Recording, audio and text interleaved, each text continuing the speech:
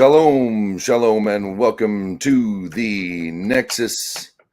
If I can hit the button. I got my keypad. My laptop is going away, but the phone's working. That's nice. So I'm glad to see I've got a feed.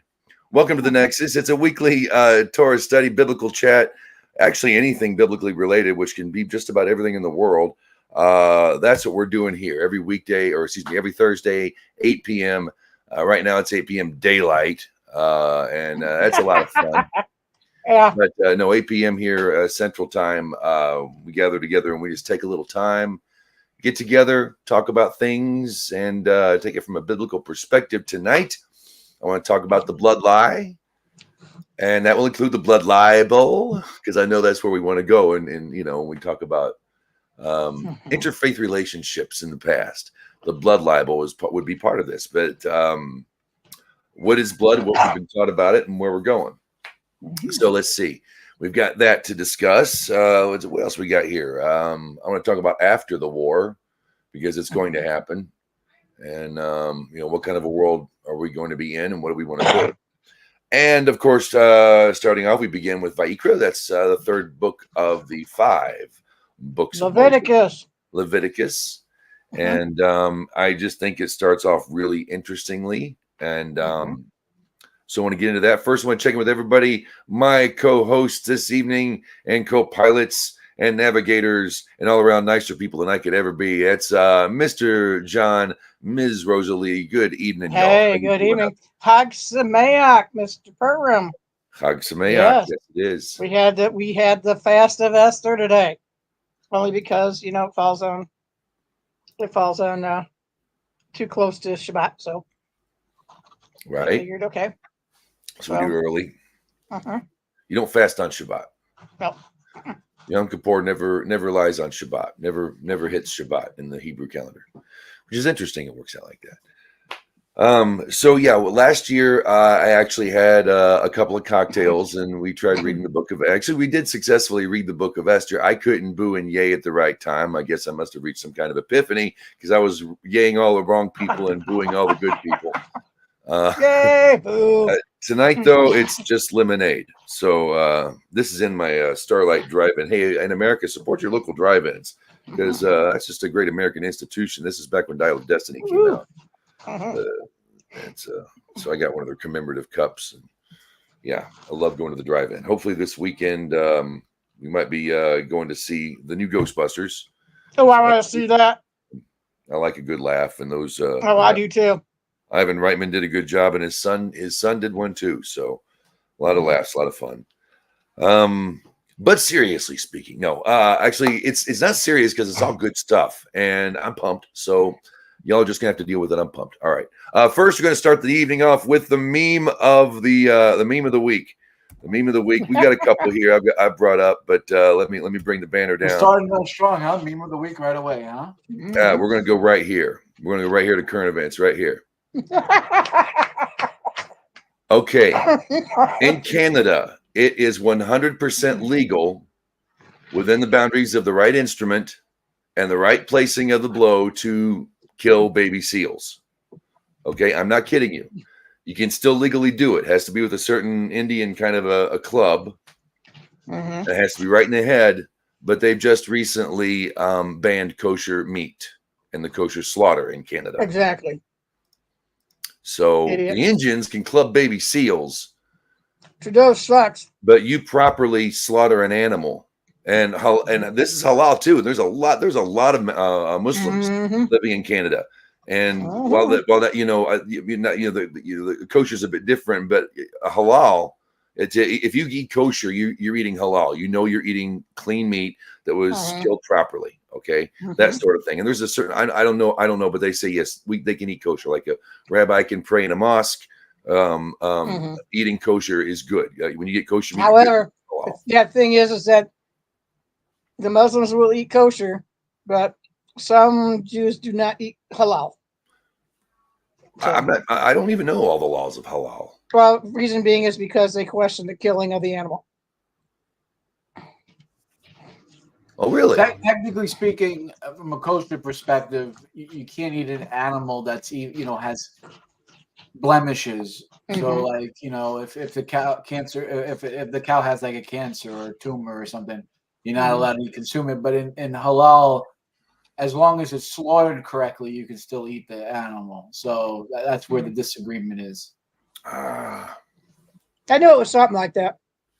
properly slaughtering the animal is a big deal in my book. I mean, the blemishes, okay, I can understand, but yeah, that's where where And we're then Sephardic Jews take it one step, one step farther. So Glatt kosher is more towards Ashkenazim, and Bet Yosef is more towards Sephardic. Like Hebrew National, for example, is Ashkenazim. They go by Glatt. So as long so the animal can technically, there's I don't know exactly how to word it, but Bet Yosef takes the precautions even farther than even kosher. They put a fence around a fence, basically. And it's very strict. Yeah, like the animal can't even have any damage at all. Like, let alone they can't even have like a splinter in the tooth, like, let's say. Yeah. That's how extreme it is when it comes to that. So. Weren't they saying at one time that somebody tried to pass off? It was in the Talmud, I think it was. They had a slit in the eyelid or something like that underneath on the inside, and you couldn't see it. And they had to reject the cow or the bull. Hey, Yeah. steak for us, Gare. Uh-huh. Just saying. That's right. That's where the Gare go. The real strict go. It's what we call Glatt kosher. Yeah, Ashkenazim. That's what we need to go for, and just wait around. If they're that bad, there'll be some. Okay. Anyway, I'm being Gare humor. Not everybody can get this stuff. Okay, we gotta have a wider audience than that. So one more time, I just gotta put it up there. Thank you very much, Canada. By the way, there's a lawsuit going on right now. They could bring him back, but it's insane if you're going to allow him to club baby seals. But keep that. Wow. And runner up meme of the week isn't really a meme at all. It's just kind of telling you how it is, folks. Yep. Okay. Not my favorite holiday, but just so it's coming up, I'm just going put a little purity in your punch bowl there. So just keep that in mind. I'm a fan of sour watermelon peeps and jelly beans. And that's as far as it goes. I don't even eat cream eggs anymore. I used to love Cadbury cream eggs. Uh-huh. Now if I do it, I'll bite off the top, spit it out, and then I can enjoy it. As long as I nullify it some way, I'm not going to enjoy it. Exactly. I'll bite it. That's just what I do. It's not. I'm not. No. I understand why you do it, and that's okay. Yeah. I did. So I was one time. My psychiatrist handed me a chocolate bunny and says, "Go ahead and eat it." And I ate it, and I said, "Wait a second here. Why did you have me eat the chocolate bunny?" He said, "Well, if you eat in the ears first, you would have been normal. If you ate in the feet first, you would have showed an inferiority complex. If you ate the stomach first, you have an eating disorder. If you ate the tail first, you'd have a homosexuality complex." I said, "Okay, go on. What does it mean when you bite out the eye so the thing stops staring at me?" They said, "You have a tendency for self-destruction." I said, "What do you recommend?" He says, "Go for it." I'm kidding, by the way. That's funny. You got it. First time ever I saw this. They have Easter eggnog for $6.14 a half gallon. It's like, are you kidding? I mean, a quart. I'm going, are you kidding me? I said, hell no. I love eggnog. $6.14 per quart. Well, I do too, but not for $6.14 a quart. No. I want to thank everybody. To talk about that joke, it reminds me of an old Chabad joke. The mother and dad sends the kid to the doctor, and they say the kid, I don't know, he's misfunctioning. I don't know what's wrong with him. So the doctor puts him in a room and puts a bottle of vodka, a chumash, and some money, right? And the therapist and the doctor says, depending on what he does, we'll know what's the matter. So he goes to the vodka, he's looking at it, he takes a shot, he said l'chaim.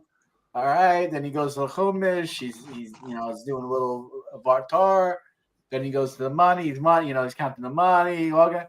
The parents goes, what could that possibly mean? You told us if he went to one thing, it would mean one thing, and then the other. But now he went to all three.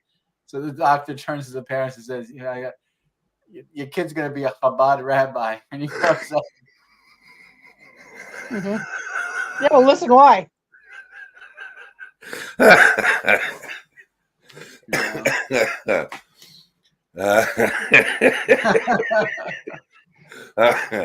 That's good. That's good. Yeah. I like that. Anyway, we're starting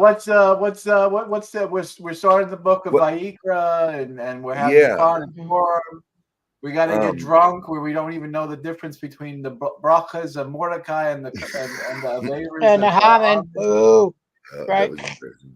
Yeah, I can't do it this year. I'm upset. I can't. I wasn't going to. I got to be a good boy for a while. I'm on antibiotic. I can't. And honestly, there's what's happening in the news and the fact that we're in Vayikra, and you can read the book of Esther. It's a good book. It's a quick book, and it tells a lot about Israel's place in the world and just how things tend to work out. It's like a Joseph story to an extent, I think. But where I want to go tonight, and the reason why I want to talk about the blood lie, and it might be dry, folks. I don't want to bore you out there, but I kind of wanted to read the first chapter or two chapters, or most of it, and just kind of go through Vayikra. So we're in Leviticus chapter 1, verse 1. And just dig it. And I'm on Chabad. There's a link down in the description. Twitter, I haven't gotten there yet. I apologize. But if you're on Rumble or YouTube, you'll see down there, there's a link to the text. It's from the translation I'm reading. It's Chabad. And he called to Moses, and the Lord spoke to him from the tent of meeting, saying, speak to the children of Israel and say to them, when a man from among you brings a sacrifice to the Lord from animals, from cattle, or from the flock, you shall bring your sacrifice. If this sacrifice is a burnt offering from cattle, an unblemished male, he shall bring it. He shall bring it willingly to the entrance of the tent of meeting before the Lord. And he shall lean his hand forcefully upon the head of the burnt offering, and it will be accepted for him to atone for him. Okay. One, it's any man among you. Okay. And that's kind of added. The among you was an addition of Chabad to kind of explain. But we're going to get to that. The slaughter of the and he shall slaughter the young bull before the Lord, and Aaron's descendants, the Kohanim, shall bring the blood and dash the blood on the altar, around the altar, which is at the entrance of the tent of meeting. He shall skin the burnt offering, cut it into its prescribed sections, and the descendants of Aaron, the Kohen, shall place fire on the altar and arrange wood on the fire, and Aaron's descendants, the Kohanim, shall then arrange the pieces, the head and the fat, on top of the wood which is on the fire of the altar, and its innards and its legs. He shall wash them with water. Then the Kohen shall cause it to go up in smoke, all of the animal on the altar as a burnt offering, a fire offering with a pleasing fragrance to the Lord. Okay, all goes up. All right. For his offering is brought from the flock of the sheep, from the goats of the burnt offering. He shall sacrifice an unblemished male. He shall slaughter it on the north side of the altar before the Lord. Aaron's descendants dash the blood. We go through that again. What you're seeing here is important. Now, I'll explain why. There's a reason for this. Well, basically, I can say that this is pretty much standard procedure for everybody. But we're starting with a man among you. I'm going to skip down a little bit. To chapter 2, because we go through, we're going to go through burnt offerings from the birds. You shall bring doves from the young ones. Cohen shall make it go up in smoke, split open its feathers intact. Then you have a meal offering. It says, if any soul, now you're going to see if a person, but over here it's nephesh, which means any soul. If any soul brings a meal offering to the Lord, his offering shall be of fine flour. He shall pour oil over it and place frankincense upon it. And he shall bring it to Aaron's descendants, the Kohanim. Again, we're seeing the distinction here of any man and the priest. The Kohen shall scoop out the fistful of its fine flour. It's in the ephah. It's like a fistful, almost handful. And from there, the Kohen shall scoop out the fistful of its fine flour and its oil in addition to all the frankincense. Then the Kohen shall cause it to remember to go up and smoke on the altar. It is a fire offering with a pleasing fragrance to the Lord. Okay, yeah, and then Aaron, you bake the bread. I want to move on. A meal offering, a pan sacrifice, breaking in pieces. You should pour it over as a meal offering. Moving on, we're in still in chapter 2. The meal offering. And what remains of the meal offering shall belong to Aaron and his descendants in its holiness. Let's see. No meal offering that you sacrifice to the Lord shall be made out of anything leavened. For you shall not cause it to go up and smoke any leavening or any honey, a fire offering to the Lord. And then it starts saying you when it talks about the meal offerings. But it's still talking about the same course of law. Now, when you move on,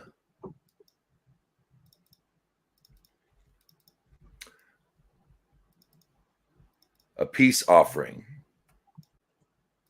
If this is a peace offering, and he shall lean his hand forcefully, and the peace offering, we're talking about these are what I'm getting at here is these are universal offerings.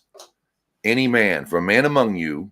And we get into that because later on we start having the first fruits. Well, since the ger is like the orphan, the widow, and the Levite, there's no inheritance in the land. So the first fruit offering doesn't account. We're not required to that. My point is, not only does this book, the book of like the priestly way to be, it's like it's a book of the priests and a book of the nation as a nation of priests. It starts off with the common man's offering.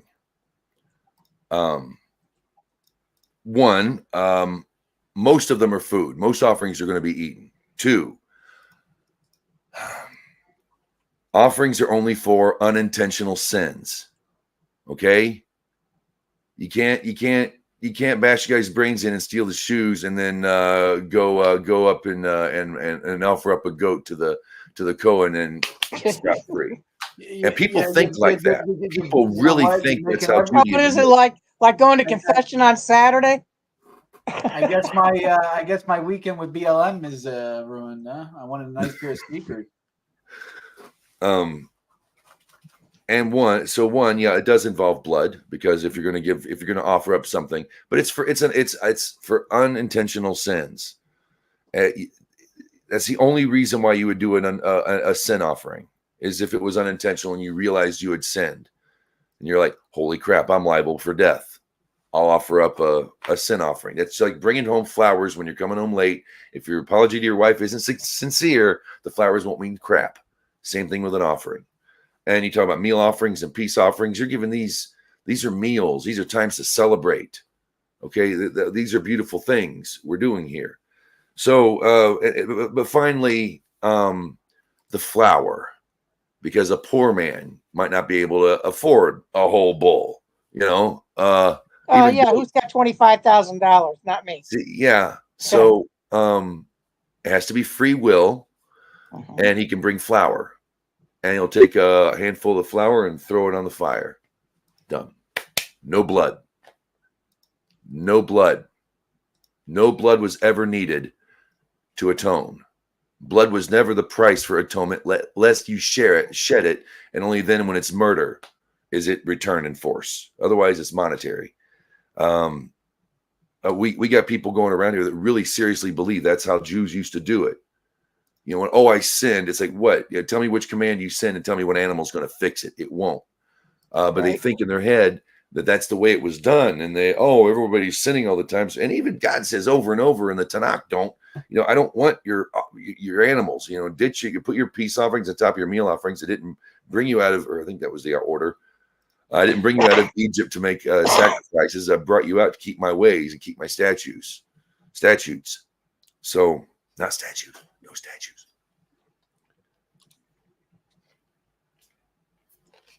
That's one of the lies. There wouldn't be a blood libel if that lie wasn't told. And we inherit the lies. our fathers inherited the lies. I'm not, when I say lie, that means I want to point the finger and blame. I can't do that anymore. It's been 1,000 years or so. But it's still a lie. Then blood even matters. And when I say I call it the blood lie, because there is a blood libel, and that is where the Catholics told their parishioners, Rome, I should say, told the Catholics that hold your children, keep them inside during Easter time, because Jews need a Gentile baby to put their blood in the matzah. That's the crackers, the bread. Yeah, whatever. And they believed it, and thousands of Jews got wiped out because they'd say it. I think it wasn't just one generation this happened too. They would spread this a bit, and it's called the blood libel to this day. That wouldn't have even been a thing if the Christians weren't obsessed or taught to be obsessed with the blood of Christ, the cup of salvation. I guess you never had matzah with goy. It's actually quite delicious. It's tasty, especially lean. Nutritious, good vitamins, much better than jelly. I gotta be honest with you. Yeah. Jelly's sticky. You don't get the stickiness. I like my medium. Yeah. I'd like to apologize here. Stop. I'm so sorry. No, We know. some goy matzah. Sorry. Oh, you finally got it, did you? No, I got it. It was just. Yeah. I You just wish thought you of the thought of it packaging. first. I thought of the advertisement, the Sunday paper. Gotcha. Oh boy. So that's what I wanted to talk about. That was the basic theme premise of our YouTube segment here. In that, you never needed blood, and that's right from the law. That's any man, any soul who wants to make an offering, who wants to bring a peace offering, who wants to offer a meal to the Kohen. Which could be a meal for the poor, really, in many ways. I mean, that's their part of their job, and they are the poor. Funny how that works out. Anybody can come. So, and you don't need blood. It's not about blood. It never was. That kind of puts the kibosh on a lot of the human sacrifice of the Virgin One Son of God thing, doesn't it? Jesus had something to say, and he was. He's the biggest known figure in the world for a reason. I think Jesus had a lot to say. I think he said his hands hurt. I can't breathe. Had a pain in his side too. He had a pain in his side too, if I remember right. What was that? Jesus walks into a hotel, slaps down 3 nails on the counter, and says, "Can you put me up for the night?" Oh, that's bad. Yeah, that's bad. I like it. It's bad. That was from Brandon Lee on The Crow. I stole that. How come Jesus can't drive a stick shift? He got the holes in his hands. Happened again. He got stuck again. Yeah. All right, so we're gonna get into some other good stuff here over on Rumble for those watching on We Facebook. do half Torah first or no? Oh, half Torah. Yeah, we can read half Torah. Let's do a quick half Torah reading. All right. But yeah, go look at Leviticus and just see how it starts out. It starts out with the reason they're there, because what's coming now, and what I talk about after the war, is when we've got a house for all nations, and everybody has the knowledge of God. Is ubiquitous. There's no religion. There won't need be. Everybody knows God. It's that simple. We'll have one house. And so what's their job as priests? Well, their job is us. And it's neat how the language will shift, because then we'll be talking directly about Israel and certain people and how things work out as we get more complicated. Just check it out. And sometime Dennis Prager's commentary on Leviticus is coming out pretty soon, so that will be good. Okay. Quick reading out of the Haftorah while we're here on our YouTubes, and thank you. Hey, we got some folks watching on Twitter out there. Thank you very much, and Rumble's always treating us well too. We get some good views. We have more people that tune in and interact here on Rumble than we have before, or in the past few years anyway.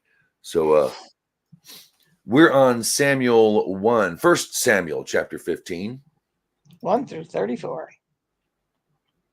Yes, that's pretty much the chapter, isn't it? All right. Let me get some of my helmet here. Wet my whistle. Unless anybody else wants to read. All right, I'm in. And Samuel said to Saul, "The Lord sent me to anoint you to be king over his people, over Israel. Now hearken to the voice of the words of the Lord. So said the Lord of hosts, I remember that which Amalek did to Israel, how he laid wait for him on the way when he came up out of Egypt. Now go, and you shall smite Amalek, and you shall utterly destroy all that is his, and you shall not have pity on him, and you shall slay both man and woman, infant and suckling, ox and sheep, camel and ass." And Saul called the people together, and he counted them in Telaim, 200,000 footmen and 10,000 the men of Judah. And Saul came as far as the city of Amalek, and he fought in the valley. And Saul said to the Kenite, "Turn away and go down from among the Amalekites, lest I destroy you with them." And you did kindness with the children of Israel when they came up out of Egypt, and the Kenites turned away from amidst Amalek. Remember that old Jethro?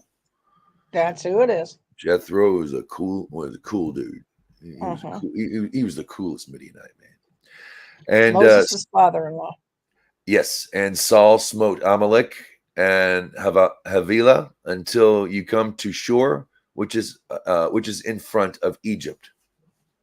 And he seized Agag, the king of Amalek, alive, and he completely destroyed all the people with the edge of the sword. And Saul said to the people, and Saul and the people had pity on Agag, and on the best of the sheep and the cattle, and the fatlings and on the fatted sheep, and on all that was good, and they did not want to destroy them, but everything which was vile and feeble, that they utterly destroyed. And the word of the Lord came to Samuel, saying, "I regret that I have made Saul king, for he has turned back from following me, and he has not fulfilled my words." And it distressed Samuel, and he cried out to the Lord all night. And Samuel arose early in the morning to meet Saul. And it was told to Samuel, saying, "Saul has come to Carmel, and behold, he is setting up a place for himself, and he has passed and went down into Gilgal." And Samuel came to Saul, and Saul said to him, "May you be blessed of the Lord. I have fulfilled the word of the Lord." And Samuel said, "What then is this bleating of sheep in my ears, and the lowing of oxen in which I hear?" And Saul said, "They brought them from the Amaleks, for the people had pity on the beasts of the sheep and on the of the oxen, the best of the sheep and the oxen, in order to sacrifice to the Lord your God, and the rest we have utterly destroyed." And Samuel said to Saul, "Desist, and I shall tell you what the Lord spoke to me last night." And he said to him, "Speak." And Samuel said, even if you are small in your own eyes, are you not the head of the tribes of Israel? And the Lord anointed you as king over Israel. And the Lord sent you on a mission and said, "Go, and you shall utterly destroy the sinners, the Amaleks, and you shall wage war against them until they destroy them. Now, why do you not hearken the voice of the Lord, but you flew upon the soil, and you did what was evil in the eyes of the Lord?" And Saul said to Samuel, "Yes, I did hearken the voice of the Lord. I did go on the mission on which the Lord sent me, and I brought Agag, king of Amalek, alive, and I have utterly destroyed the Amalekites." And the people took from the spoil sheep and oxen, the best of the band, to sacrifice to your God in Gilgal. And Samuel said, "Has the Lord as much desire in burnt offerings and peace offerings as in obeying the voice of the Lord? Behold, to obey is better than a peace offering. To hearken is better than the fat of rams. For rebellion is as the sin of divination, and stubbornness as idolatry, and teraphim. Since you rejected the word of the Lord, he has rejected you from being king. And Saul said to Samuel, I have sinned, for I have transgressed the Lord's command and your words, for I feared the people, and I hearkened to their voice. And now forgive me my sin, and return with me, and I shall prostrate myself to the Lord. And Samuel said to Saul, I shall not return with you, for you have rejected the word of the Lord, and the Lord has rejected you from being king over Israel. And Samuel turns to go, and he seized the skirt of his robe and tore it. And Samuel said to him, the Lord has torn the kingdom of Israel from you today, and has given it to your fellow who is better than you. And also the strength of Israel will neither lie nor repent, for he is not a man to repent. And he said, I have sinned. Now honor me now in the presence of the elders of my people and in the presence of Israel, and return with me, and I shall prostrate myself to the Lord your God. And Samuel turned after Saul, and Saul prostrated himself to the Lord. And Samuel said, bring Agag, the king of Amalek, near to me. And Agag went to him delicately, and Agag said, surely the bitterness of death has turned. And Samuel said, as your sword bereaved women, so will your mother be bereaved among women. And Samuel hewn Agag into pieces before the Lord in Gilgal. And Samuel went to Ramah, and Saul went up to his house in Gibeah of Saul. Yep. That was Very good. Yep. Just do it when God says so. Just do it. I mean, you can get away with your mom and Right. dad, maybe even your boss, but not God. Don't do that. Uh-uh. Okay, we're gonna head on over and finish on the Rumble stream. Thank you for watching on YouTube. We'll see you on the flip side. Y'all be well, and check out our other stuff there on YouTube. There on our channel. There we've got a lot of history on there. So.